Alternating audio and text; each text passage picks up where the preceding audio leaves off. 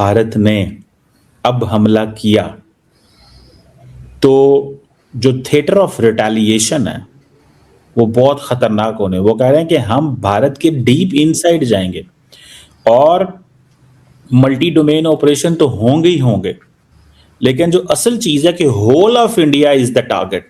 दोस्तों, आप सब जानते हैं कि वेस्ट बंगाल में चुनाव जीतते ही भारतीय जनता पार्टी के जो ईस्टर्न फ्रंट है भारत का, उस पर काफी हलचल जो है वो तेज होती है। हालांकि पहलगाम आतंकी घटना के बाद से ही पाकिस्तान और बांग्लादेश जो है उनमें के मूवमेंट जो है वो काफी पूरी तरह से एक्टिवेट हो चुका था।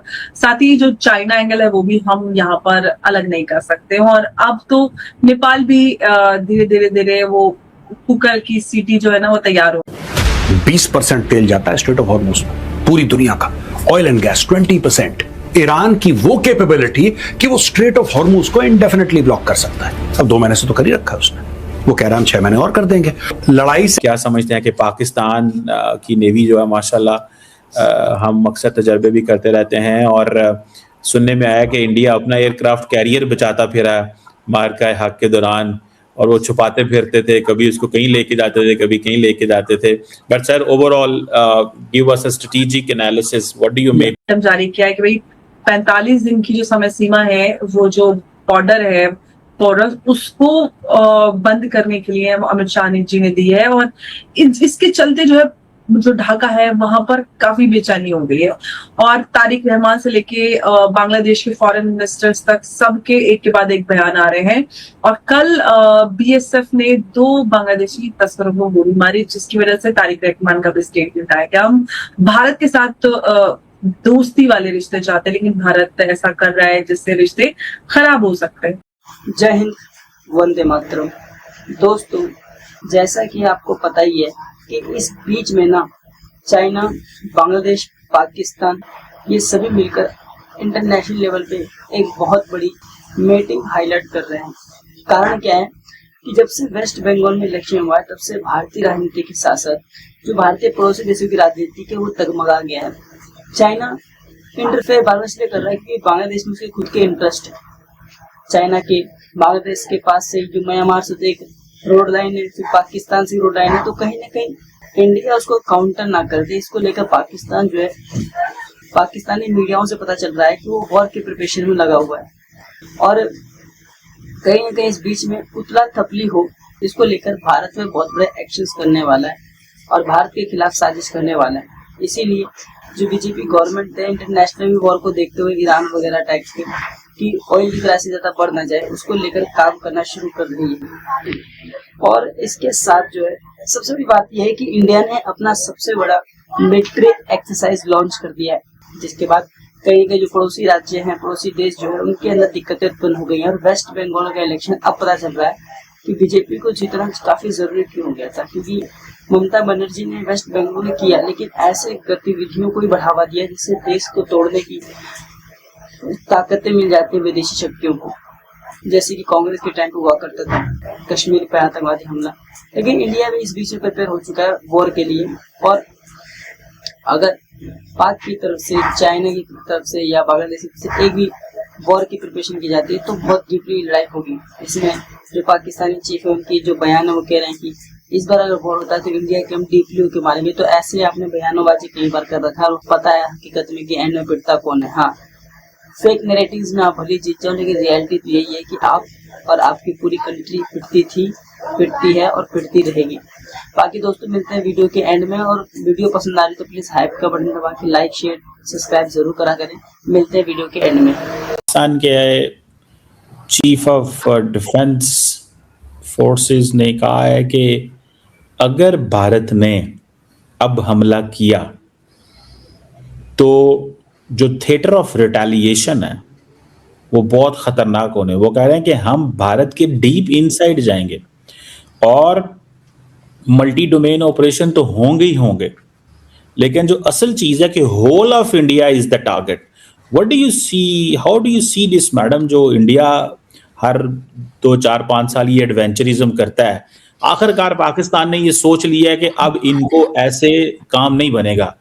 ये जो बॉर्डर के साथ साथ टारगेट करते थे अब ऐसे नहीं करेंगे, अब इनके इकोनॉमिक टारगेट्स को हिट करेंगे। आपको क्या लगता है, कैसे देखती हैं मैडम इसको?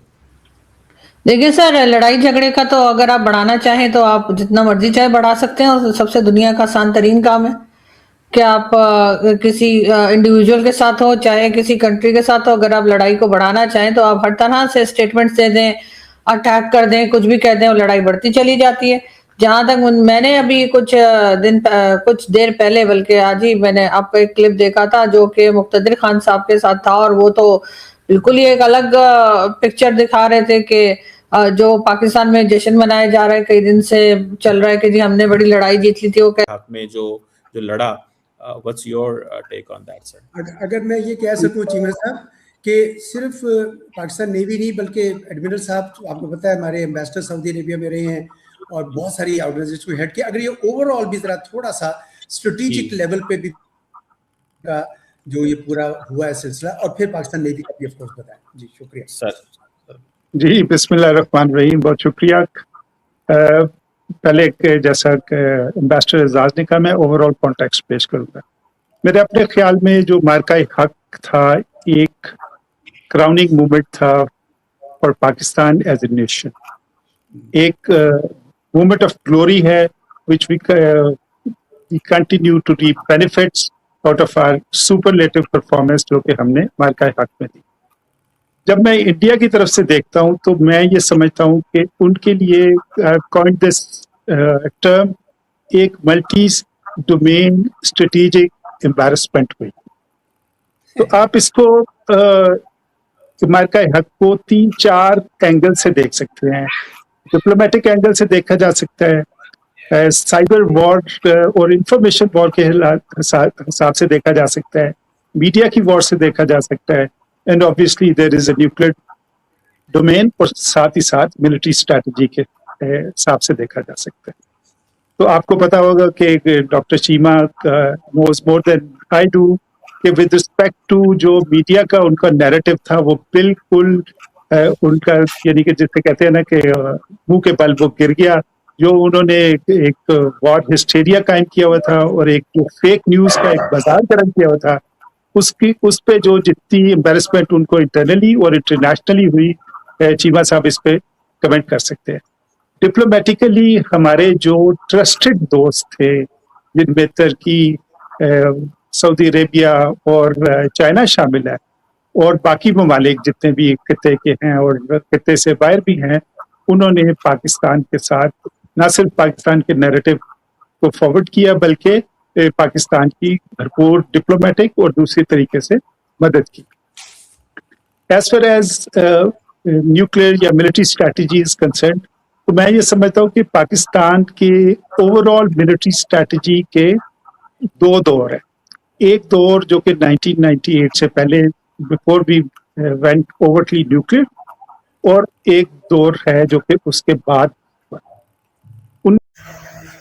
दोस्तों, अब तक तो हम सभी को इंटरनेशनली पाक मीडिया की फेक न्यूज़ों से पता चल गया है कि जो पता चल रहा है कि वो जो एक बहुत बड़ी नैरेटिव वॉर की ओर जा रहे हैं और इंडिया के खिलाफ वॉर की साजिशें कर रहे हैं। क्या इंडिया इस वॉर में शामिल होगा या नहीं होगा? क्योंकि कहीं ना कहीं वेस्ट बंगाल के इलेक्शन के बाद ये दबाव काफी बढ़ता जा रहा है, और जिस तरीके से बोल रहे हैं कि इंडिया को डीपली अटैक करेंगे, तो मैं कहता हूँ उनको कि बात नहीं है और उससे बाहर काम मत करा करो, क्योंकि जब इंडिया अपने पाएगा तो फिर वहां तक अटैक करेगा जहां तक छीनने की क्षमता ना हो आपके पास। नूर खान एयरवेज को उड़ाया था, फिर इन्होंने फेक न्यूज क्या चला, इंडिया के 8 राफेल उड़ा दिए, एदम एयरवेज पर अटैक कर दिया, फलाना ढिमकाना। तो जहाँ तक मेरा मानना है कि फेक नैरेटिव फैलना छोड़ दे, और अगर एक्चुअली वॉर होती है इंडिया में, इसलिए प्राइम मिनिस्टर ने अलर्ट कर दिया ताकि फॉरेन करेंसी जो हमारा डॉलर है वो बाहर ना चल जाए। इसलिए इंडिया ने सबको रोकने की कोशिश की है ताकि हम इकोनॉमिकली स्ट्रॉन्ग बने रहे और एंड वक्त पे लड़े। लेकिन जिस तरीके से फेक नैरेटिव फैलाया जाता है वो कहीं ना कहीं उन्हीं के लिए घातक साबित होता है। बाकी दोस्तों, आपकी क्या राय इस पे कमेंट करना भूलें। तब तक ले जय हिंद, मिलते हैं नेक्स्ट वीडियो में। वंदे मातरम।